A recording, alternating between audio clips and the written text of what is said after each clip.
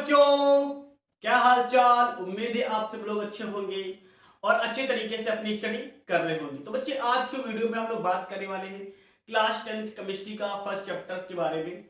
इसमें हम लोग क्या क्या सीखने वाले हैं। तो सबसे पहले बात करेंगे बच्चों हम लोग रासायनिक अभिक्रिया क्या होती है।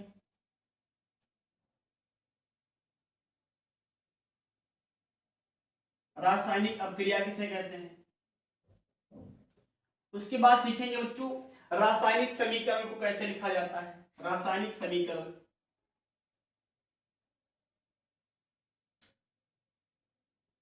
रासायनिक समीकरण। और भी बच्चों हम लोग सीखेंगे संतुलित रासायनिक और असंतुलित रासायनिक समीकरण, यानी कि कंकाली और संतुलित रासायनिक समीकरण। कंकाली और संतुलित रासायनिक समीकरण।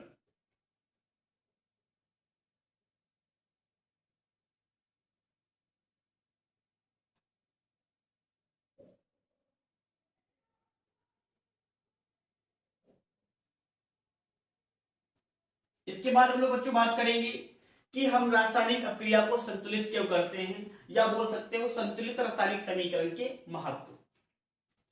संतुलित रासायनिक समीकरण के महत्व।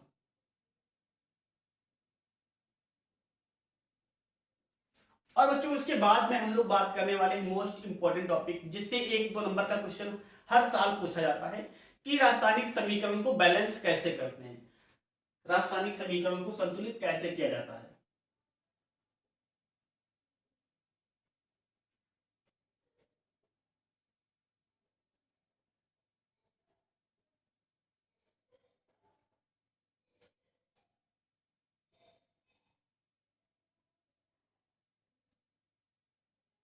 संतुलित कैसे करें।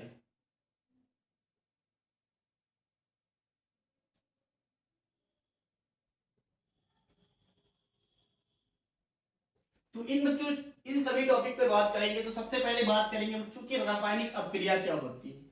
तो बच्चों रासायनिक अभिक्रिया क्या होता है, ध्यान से सुनो। जब कोई अभिकारक अभिक्रिया करके एक नया उत्पाद बनाता है तो उसे ही बोलते हैं बच्चों रासायनिक अभिक्रिया। आपने सही सुना। जब कोई अभिकारक आपस में अभिक्रिया करता है या अभिक्रिया के फलस्वरूप एक नया उत्पाद बनाता है जिसके गुणधर्म अभिकारक के गुण से डिफरेंट होते हैं, भिन्न होते हैं, तो बच्चों ऐसी इससे ही हम लोग बोलते हैं बच्चों रासायनिक अभिक्रिया। जैसे दूध का फटना, दूध से दही बनना, दूध से दही बनना, यह भी बच्चों एक रासायनिक अभिक्रिया है। लोहे में जंग लगना, लोहे में जंग लगना, तो बच्चों ये भी एक रासायनिक अभिक्रिया होती है। या बोल सकते हो जब हाइड्रोजन और ऑक्सीजन गैस आपस में मिलती है तो जल बनता है। हाइड्रोजन और ऑक्सीजन गैस आपस में जब मिलती है बच्चों तो जल बन जाता है। क्या बनता है, जल। तो इसे ही बोलते हैं बच्चों रासायनिक अभिक्रिया। जब कोई अभिकारक अभिक्रिया करके एक उत्पाद बनाता है जिसके गुणधर्म पहले वाले पदार्थ से डिफरेंट होते हैं, भिन्न होते हैं, तो उसे ही बोलते हैं बच्चों लोग रासायनिक अभिक्रिया। अब बात करेंगे बच्चों लोग रासायनिक समीकरण क्या होता है। रासायनिक समीकरण किसे कहते हैं। तो बच्चों जो रासायनिक अभिक्रिया होती है, यानी कि जैसे जब ऑक्सीजन और हाइड्रोजन गैस मिलती है तो जल बनाती है। ऑक्सीजन और हाइड्रोजन जब मिलती है तो जल बनाती है। इसी को यानी कि अभिकारक और उत्पाद में उपस्थित सभी पदार्थों को अवसूत्रों और प्रतीकों की सहायता से संक्षेप में यानी कि बहुत छोटे तरीके से व्यक्त करना ही रासायनिक समीकरण कहलाता है। जैसे हमने लिख दिया बच्चों हाइड्रोजन और ऑक्सीजन, हाइड्रोजन और ऑक्सीजन,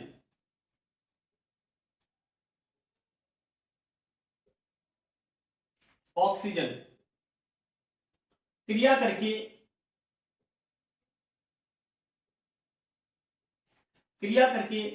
जल बनाती हैं।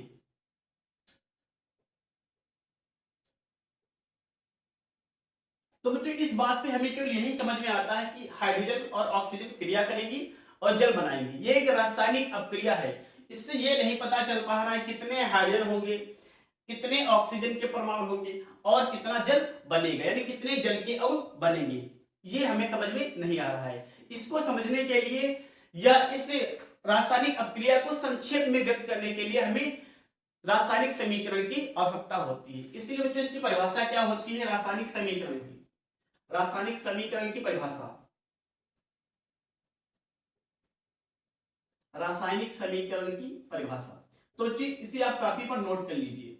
रासायनिक अभिक्रिया को प्रति अणुसूत्रों और प्रतीकों की सहायता से संक्षिप्त में यानी कि बहुत छोटे रूप में व्यक्त करना रासायनिक अभिक्रिया कहलाती है, रासायनिक समीकरण कहलाती है। बच्चों रासायनिक अभिक्रिया को प्रतीकों और अणुसूत्रों की सहायता से संक्षेप में व्यक्त करना, उसे ही रासायनिक समीकरण कहते हैं।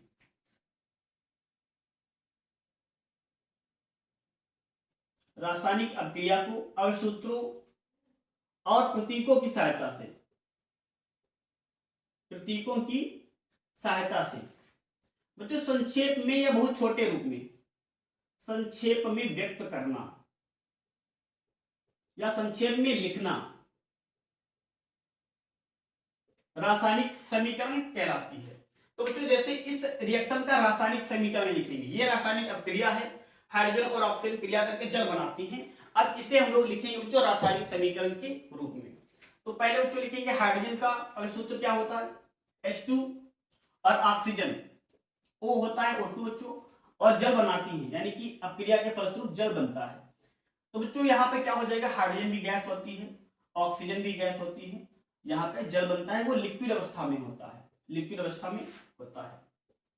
तो इस तरीके से बच्चों ये रिएक्शन हो जाएगा, इसे ही बोलते हैं रासायनिक समीकरण, यानी कि रासायनिक अभिक्रिया को अणुसूत्र और प्रतीकों की सहायता से उसे छोटे रूप में यानी कि संक्षेप में व्यक्त करना ही कहलाता है बच्चों रासायनिक समीकरण। बच्चों आप एक बार नोट कर रहे होंगे कि हमने जैसे हाइड्रोजन के साथ में ब्रैकेट में जी लिखा है, ऑक्सीजन के साथ में जी लिखा है और जल के साथ में हमने एल लिख दिया है। तो ध्यान से सुनो बच्चों, जब कोई पदार्थ अगर गैस अवस्था में होता है, गैस की अवस्था में होता है, तो उसे बच्चों लिखा जाता है जी के रूप में, यानी कि कोई पदार्थ अगर गैस है तो उसके आगे आप जी का सिंबल बना सकते हो। यदि कोई पदार्थ बच्चों गैस ठोस अवस्था में होता है, कोई पदार्थ ठोस अवस्था में होता है तो बच्चों वहां पर सिंबल बनता है, एस का सिंबल बनाते हैं। और यदि कोई पदार्थ जो बना है या अभिक्रिया कर रहा है वो लिक्विड यानी कि जल अवस्था में है, वो द्रव अवस्था में है। बच्चों कौन सी अवस्था में?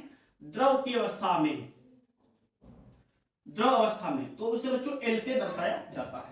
और यदि बच्चों कोई पदार्थ पानी में विलय है यानी कि जल में विलय है तो उसे यानी कि बच्चों जली होगा। यदि कोई पदार्थ जल में विलय होगा, जल में विलय होगा, यदि कोई पदार्थ जो जल में क्या है विलय है, तो उसे दर्शाते हैं बच्चों एक्वस से, यानी कि उसके आगे आप एक्यू लिख सकते हो, इसका मतलब होता है बच्चों एक्वस। और बच्चों कुछ पदार्थ ऐसे होते हैं जो पानी में नहीं मिलते हैं, उन्हें बच्चों बोलते हैं अवक्षेप। अवक्षेप ये बच्चों ऐसे पदार्थ होते हैं जो पानी में नहीं मिलते हैं, इनको दर्शाया जाता है बच्चों पीपीटी से, पीपीटी प्रेसिपिटेट, पीपीटी। तो बच्चों अगर हमारे पास कोई पदार्थ गैस अवस्था में है तो उसे आप जी से दर्शाओगे, ठोस अवस्था में है तो उसके आगे आप एस बना सकते हो। जैसे द्रव अवस्था में यहाँ पे जल था तो इसके आगे हमने एल लिख दिया है।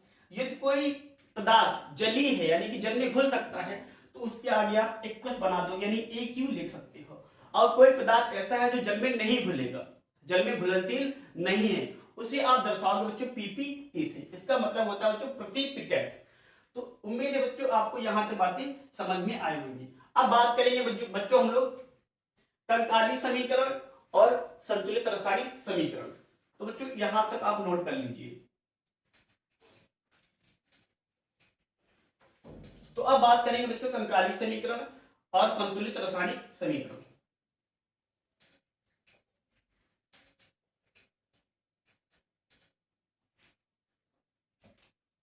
कंकाली समीकरण,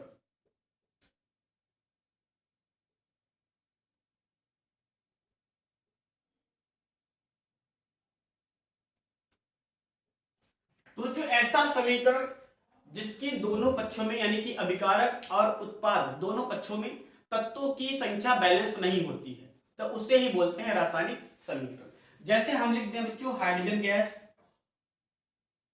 और ऑक्सीजन गैस मिलकर जल बनाती हैं बच्चों, क्या बनाती हैं? जल बनाती हैं। तो यहाँ पे हमारे पास अभिकारक में अगर हाइड्रोजन की बात करें तो 2 हैं और ऑक्सीजन कितने हैं? ऑक्सीजन का 2 परमाणु है। और यहाँ पे जल बना है जो हमारे पास यहाँ पर हाइड्रोजन 2 है, हाइड्रोजन कितना बच्चों 2 है और ऑक्सीजन 1 है। तो यहाँ पर परमाणुओं की संख्या यानी कि तत्वों में परमाणु हर तरफ अभिकारक और उत्पाद में परमाणुओं की संख्या समान नहीं है। तो ऐसी समीकरण जिसके दोनों पक्षों में तत्वों की संख्या समान नहीं होती है उससे ही बोलते हैं बच्चों कंकाली समीकरण, या तो बच्चों बोल सकते हो असंतुलित रासायनिक समीकरण।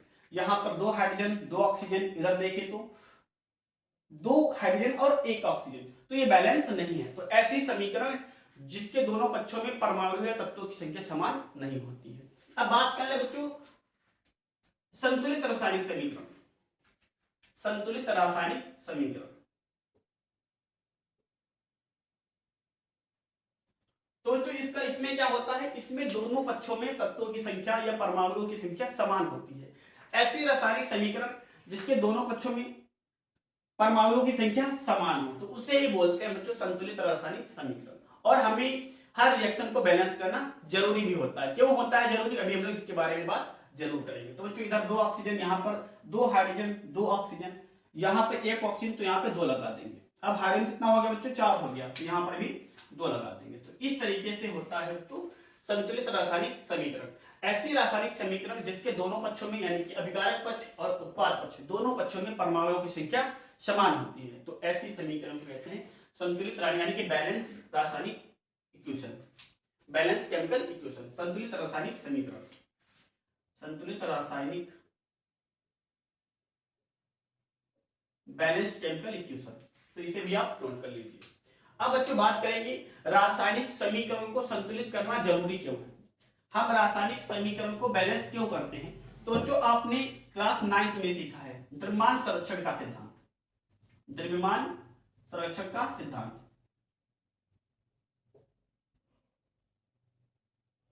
द्रव्यमान संरक्षण सिद्धांत, तो इसमें आपको बताया गया था जब कोई पदार्थ एक रूप से दूसरे रूप में बदलता है तो बच्चों वह अपना रूप बदल सकता है लेकिन उसका जो द्रव्यमान होता है संरक्षित होता है, यानी कि द्रव्यमान बदलता नहीं है। उसका आकार बदल सकता है, रूप बदल सकता है, लेकिन जो उसका द्रव्यमान होता है नहीं बदलता है। जैसे बच्चों यहां पर बात कर ले, अभिकारक पक्ष में हम अब इसका अवभार निकालेंगे, 1 हाइड्रोजन का 1 होता है, 4 हाइड्रोजन का 4 हो जाएगा, प्लस 1 ऑक्सीजन का अवभार बच्चों 16 होता है, 2 है 2 का हो जाएगा 32।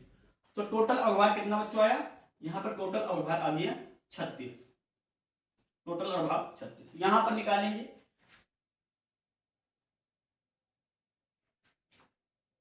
एक हाइड्रोजन का 1 होता है तो 2 हो गया, तो कितना लिख देंगे 2 लिखेंगे बच्चों। 1 ऑक्सीजन का कितना होता है 16 होता है।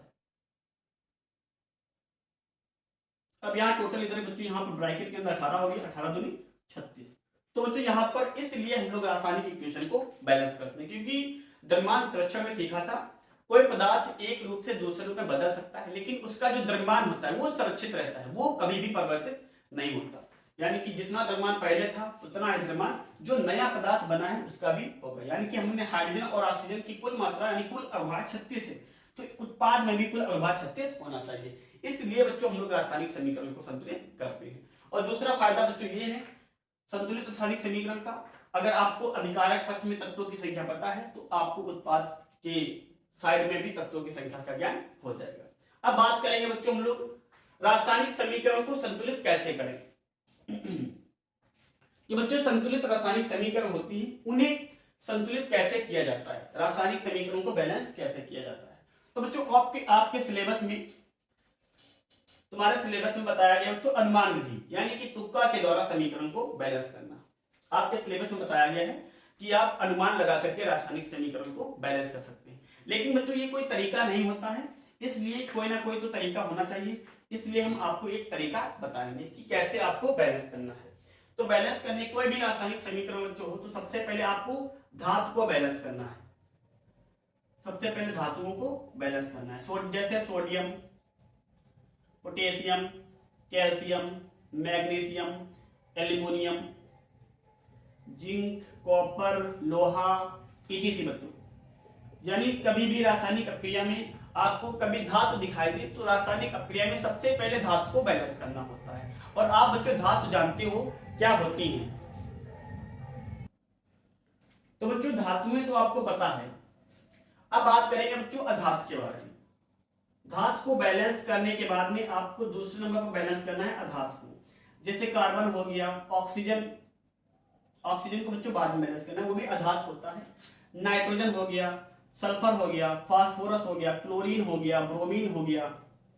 तो पहले सबसे पहले बच्चों बैलेंस करना है धातुओं को। धातुएं क्या होती है? जिनमें विद्युत धारा का प्रवाह होता है। उसके बाद बैलेंस करना है अधातु को। कार्बन, नाइट्रोजन, सल्फर, फास्फोरस और भी बच्चों अधातुएं हो सकती है। ऐसे ये क्या होती है? जिसमें विद्युत धारा का प्रवाह नहीं होता है। उसके बाद में बच्चों बैलेंस करना है ऑक्सीजन को। उसके बाद बच्चों किसको बैलेंस करना है? ऑक्सीजन को। और लास्ट में बैलेंस करना है हाइड्रोजन को।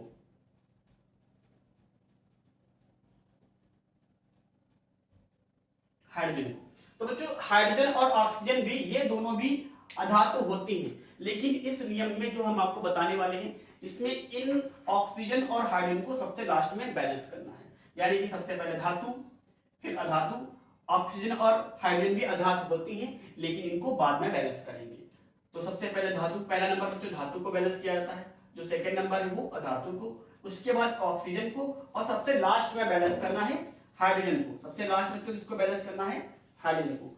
यदि रिएक्शन बैलेंस तब भी नहीं होता है तो उसके बाद में फिर इसी नियम को दोहराएंगे। इस नियम को तब तक दोहराते रहेंगे जब तक रिएक्शन बैलेंस नहीं हो जाती। तो सुन लो बच्चों फिर से, सबसे पहले धातु बैलेंस किए जाते हैं अपक्रिया में, उसके पहले अधातु, फिर ऑक्सीजन और सबसे लास्ट में हाइड्रोजन। तब भी बैलेंस ना हो तो इस नियम को फिर से रिपीट करो, यानी कि फिर से दोहराओ। तो बच्चों कोई भी रिएक्शन आप बैलेंस कर सकते हो। तो उदाहरण के लिए बच्चों हम सबसे पहला कोई एक सरल एग्जांपल ले लेते हैं, जैसे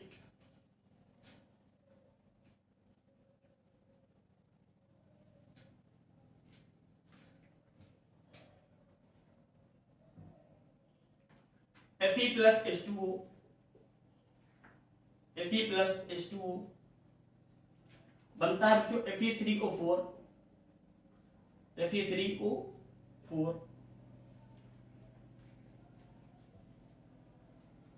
प्लस हाइड्रोजन गैस, प्लस बच्चों हाइड्रोजन गैस। ये ठोस होता है, जल लिक्विड होता है, FeSO4 भी ठोस होता है और हाइड्रोजन गैस होती है। अब बच्चों इसे बैलेंस करना है, तो आपको नियम याद होगा, सबसे पहले धातु को बैलेंस करेंगे, उसके बाद अधातु को बैलेंस करेंगे।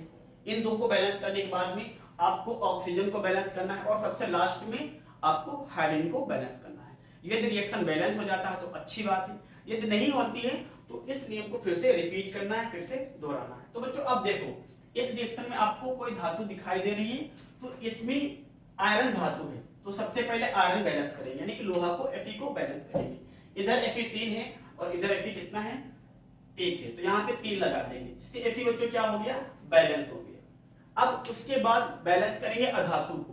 तो इस रिएक्शन में अधातुएं नहीं है, ऑक्सीजन और हाइड्रोजन अधातु हैं, लेकिन इन्हें बाद में बैलेंस कर देंगे। तो बच्चों इसमें कोई अधातु नहीं है, तो अधातु को बैलेंस नहीं करेंगे। अब उसके बाद में बैलेंस करना है बच्चों ऑक्सीजन को। यहाँ पे ऑक्सीजन 4 है, यहाँ पे ऑक्सीजन 1 है, तो कितना लगाएंगे बच्चों? यहाँ पर भी 4 लगा देंगे। अब देखो सब कुछ सही है, 3 हाइड्रोजन। अब क्या होगा? जब ऑक्सीजन भी बैलेंस हो जाए, धातु बैलेंस हो गया, अधातु बैलेंस हो गया, और ऑक्सीजन को भी आपने बैलेंस कर लिया है, तो सबसे लास्ट में बैलेंस किया जाता है हाइड्रोजन को। तो बच्चों इधर देखो हाइड्रोजन कितना हो गया? इधर हाइड्रोजन हो गया 8, यहाँ पर 2 हाइड्रोजन है, यहाँ कितना लगा देंगे बच्चों? 4 लगा देंगे। तो बच्चों अब काउंट करो, इधर 3 Fe, यहाँ भी 3 Fe, 4 ऑक्सीजन, तो यहाँ भी 4 ऑक्सीजन, यहाँ पर जो 8 हाइड्रोजन है, यहाँ पर भी 8 हाइड्रोजन। तो ये रिएक्शन पूरी तरीके से बैलेंस है। दूसरा एग्जांपल बच्चों को लिखते हैं, जैसे N2 प्लस H2, Fe उत्प्रेरक लगा होता है, बन जाता है बच्चों NH3, ammonia gas. Nitrogen gas plus hydrogen gas बन जाता है बच्चों अमोनिया गैस। आपको अभी मैंने बताया था, गैस को दर्शाने के लिए G लगा सकते हो या इस तरीके के ऊपर का सिंबल लगा सकते हो। अब बैलेंस करेंगे बच्चों, सबसे पहले बैलेंस करेंगे धातु को। तो इस अपक्रिया में कोई भी धातु नहीं है, तो उसके बाद बैलेंस करेंगे अधातु को। इसमें अधातु नाइट्रोजन है, तो नाइट्रोजन को बैलेंस करेंगे। इधर 2 नाइट्रोजन है, इधर कितना नाइट्रोजन है? 2 नाइट्रोजन, तो यहाँ पर भी 2 लगाएंगे। अब दोनों पक्षों में नाइट्रोजन बैलेंस हो गया है, उसके बाद में बैलेंस करेंगे ऑक्सीजन को, लेकिन इस रिएक्शन में कोई भी ऑक्सीजन नहीं है, तो अब बैलेंस करेंगे हाइड्रोजन को। तो इधर बच्चों हाइड्रोजन कितना हो गया? 6, यहाँ पर कितना हाइड्रोजन है 2, तो यहाँ पर लगा देंगे बच्चों 3, क्योंकि 3 दूनी 6, यहाँ भी 6 हाइड्रोजन, यहाँ भी 6 हाइड्रोजन, 2 नाइट्रोजन यहाँ पर है, 2 नाइट्रोजन यहाँ पर भी। तो बच्चों ये रिएक्शन बैलेंस हो चुका है। तो बच्चों इन्हें आप नोट कर लीजिए। नेक्स्ट रिएक्शन लिखते हैं हम,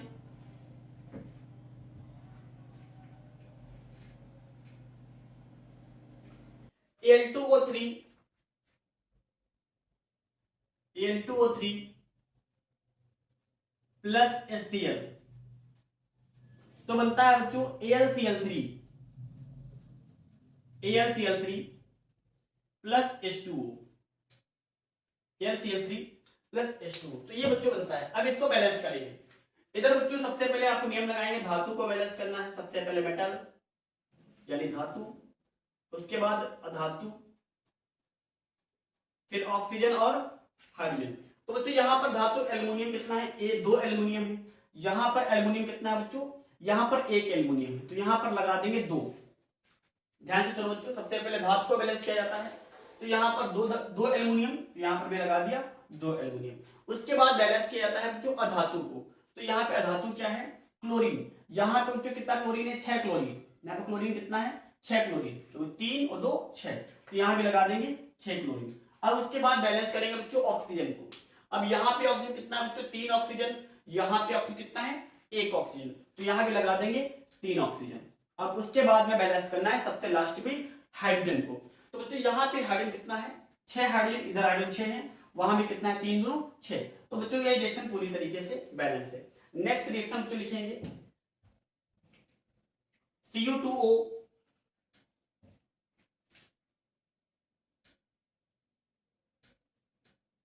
प्लस Cu2S,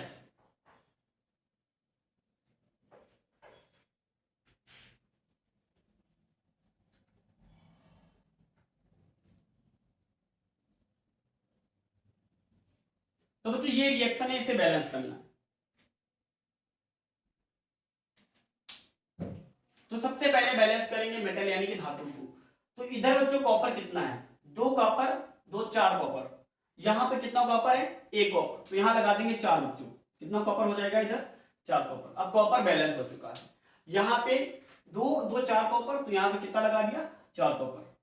अब बैलेंस करेंगे बच्चों अधातु को, तो इसमें सल्फर अधातु है, यहाँ पर 1 सल्फर है, यहाँ पर भी कितना सल्फर है बच्चों, यहाँ पर भी 1 सल्फर है, तो अधातु भी बैलेंस है। तीसरे नंबर पर बैलेंस करते हैं ऑक्सीजन को। तो यहाँ पे ऑक्सीजन कितना बच्चों, 2 ऑक्सीजन, यहाँ भी लगा देंगे 2 ऑक्सीजन। अब ध्यान से सुनो बच्चों, जैसे तुम ऑक्सीजन लगाते हो तो क्या रिएक्शन बैलेंस होता है। देखो